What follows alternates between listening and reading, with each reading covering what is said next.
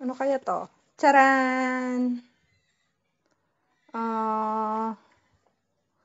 Black rice or duduman. Pero ano to, malagkit.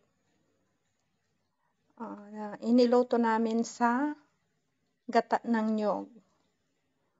Or biko. Sa Tagalog, inkiwar. Ito lang yung handa namin ngayong undas.